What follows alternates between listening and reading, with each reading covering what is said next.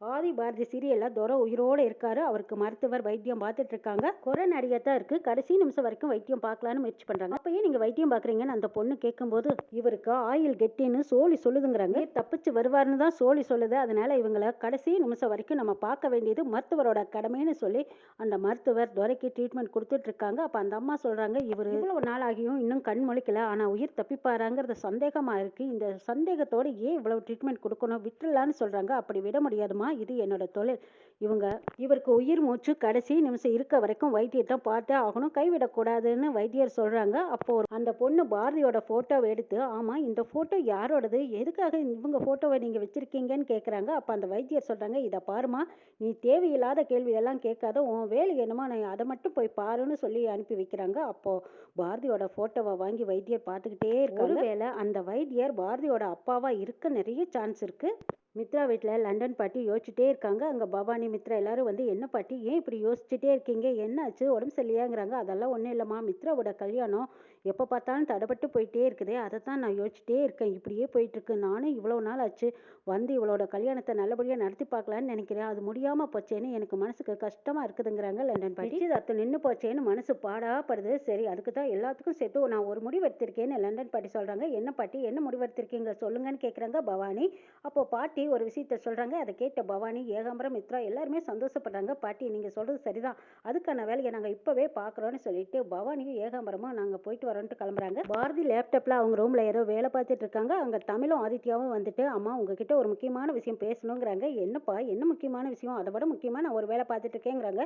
அதுக்கு மேல ஒரு முக்கியமான விஷயம், நாளைக்கு அக்காவுக்கு ரன்னிங் ரேஸ் காம்படிஷன் இருக்குன்னு சொல்றாங்க. இதை கேட்டதும் பாரதி சந்தோஷப்படுறாங்க. அப்படியா, அடடா வாழ்த்துக்கள், நீ கண்டிப்பா ஜெயிச்சு வருவே அப்படின்னு சொல்லிட்டு சந்தோஷப்பட்டுட்டு இருக்காங்க. இதை ஒட்டு கேட்டுட்டு இருந்த மித்ரா, ஓஹோ நாளைக்கு நீ ஸ்கூலுக்கு போக போறியா பாரதி, அதுக்கு நான் விட மாட்டேனே, அதுக்கு ஒரு ஐடியா வச்சிருக்கேன், எப்படி ஸ்கூலுக்கு போய் உன் பொண்ணோட காம்படிஷனை பார்க்குறேன்னு நான் பார்க்குறேன் அப்படின்னு சொல்லிட்டு மித்ரா நேரம் உள்ள வராங்க. வந்ததும் பாரதி உங்ககிட்ட கொஞ்சம் தனியாக ஒரு விஷயம் பேசணுங்கிறாங்க. அங்கே தவக்கில் வந்து, அடடா இந்த அக்காவுக்கு மட்டும் எப்படித்தான் மூக்கு வைக்குமோ தெரியல, இப்போ நாம சந்தோஷமான ஒரு விஷயம் பேசிட்டு இருந்தா கரெக்டாக உள்ள போந்து இப்போ அண்ணியை கூட்டிட்டு தனியாக போறாங்க பாருங்கிறாங்க. ஆமா, இவளுக்கு மட்டும் நம்ம சந்தோஷமா இருக்கிறது பிடிக்காதே அப்படின்னு பாட்டியும் மித்ராவை திட்டுறாங்க. மித்ரா பாரதியை தனியாக கூட்டிகிட்டு போகும்போது, அப்போ பாரதி, எதுக்கு மேடம் என்னை எதுக்கு தனியாக கூட்டிகிட்டு வந்தீங்கன்னு கேட்குறாங்க. நாளைக்கு நானும் ஆதியும் ஒரு வேலையாக வெளியில் போகிறோம், முக்கியமான விஷயம், அதனால நாளைக்கு முக்கியமான மீட்டிங் இருக்குது, அதை நீ தான் அட்டன் பண்ணணும், நீ கவனமாக இருந்து பார்த்துக்கோங்கிறாங்க. இது கேட்ட பாரதி, நாளைக்கு நான் வர முடியாது மேடம், பொண்ணோட ஸ்கூலில் காம்படிஷன் நடக்குது, நான் அதுக்குள்ள கண்டிப்பாக கலந்துக்கணுங்கிறாங்க.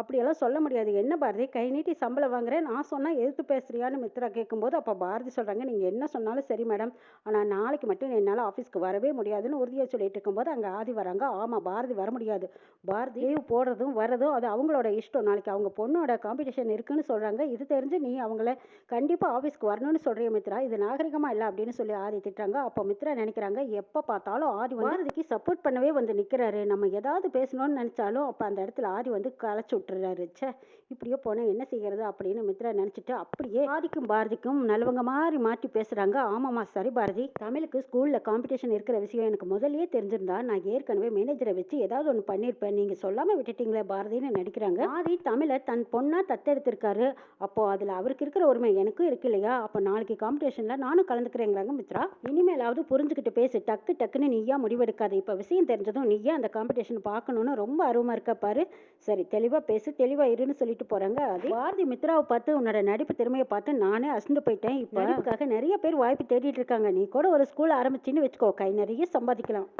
களை கட்டும் பாரு, வேஸ்டா வீட்டில் இருக்கிறவங்க கிட்ட நடிச்சு என்ன பிரயோஜனம் மித்ராங்கிறாங்க பாரதி. பாரதி, நீ நாளைக்கு ஸ்கூல் ஃபங்க்ஷன்ல கலந்துக்க கூடாதுன்னு தான் நான் திட்டம் போட்டேன், ஆனால் நாளைக்கு எல்லாரும் போகும்படி ஆயிப்போச்சு, முன்னாடி இப்போ ஒரு பெரிய சம்பவம் ஒன்று நடக்க போகுது, நீ வேணா பாருங்கிறாங்க. அப்படி என்ன சம்பவம் அப்படின்னு யோசிச்சுட்டு இருக்காங்க பாரதி. அங்கே வெளியில் ஆரன் சத்தம் கேட்குது. ஓ, அந்த சம்பவம் வந்துருச்சு, நீயே பாருன்ட்டு போகிறாங்க மித்ரா.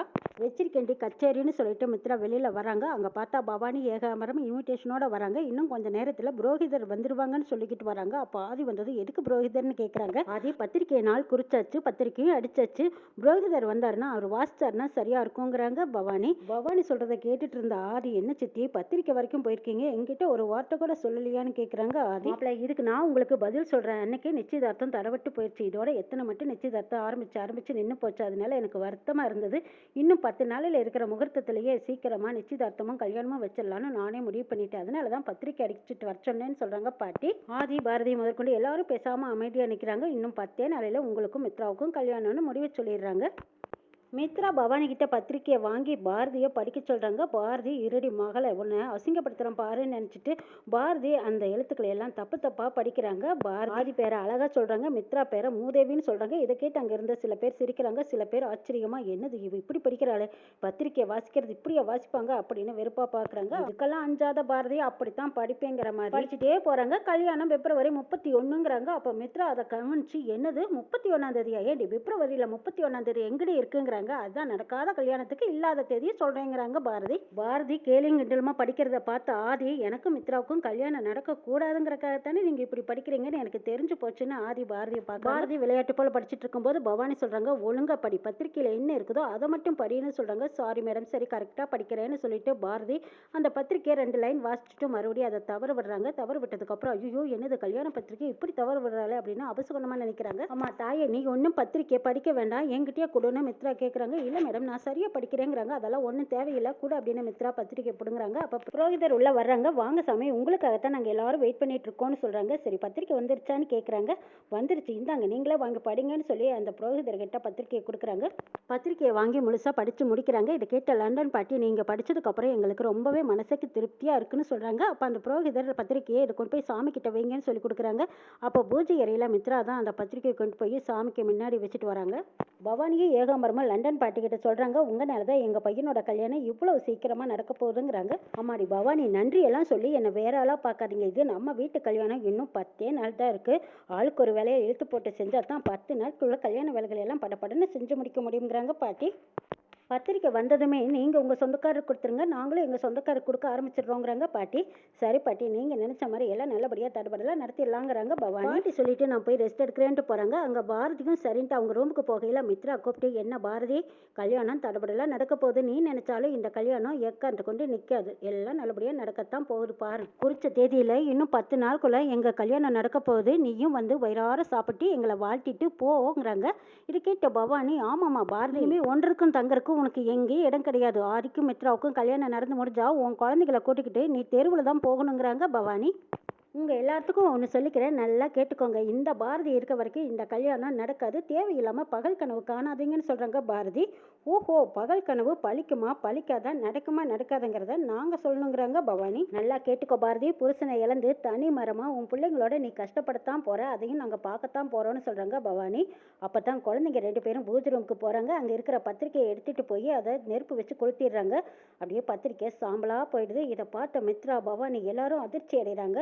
மித்ரா போனதும் ஆதிக்குட்டியை அடிச்சு போடுறாங்க. எதுக்கடி என் பையனை அடிச்சுன்னு சொல்லி பாரதி கேட்குறாங்க. ஆமாம், என் கல்யாண பத்திரிக்கை எரிச்சா சும்மா இருப்பேனாங்கிறாங்க. நடக்காத கல்யாணம், அது பத்திரிக்கை இருந்தா என்ன போனா என்ன, இதை நானே செய்யணும்னு நினச்சேன், நல்ல வேலை என் பையனே செஞ்சுட்டான்னு சொல்லிட்டு பாரதி கைக்குட்டி சிரிக்கிறாங்க. இதுக்கப்புறமா பாரதி இதோட விட போகிறதில்ல. துரை இருக்கிற விஷயம் பாரதிக்கு தெரிய வருது. அப்போ பவானி மித்ரா எல்லாரும் அரண்டு மிரண்டு நிற்க போகிறாங்க. இன்னும் நல்லா நடக்க போதுங்கிறது நாளைக்கு சொல்லி பார்க்கலாம்.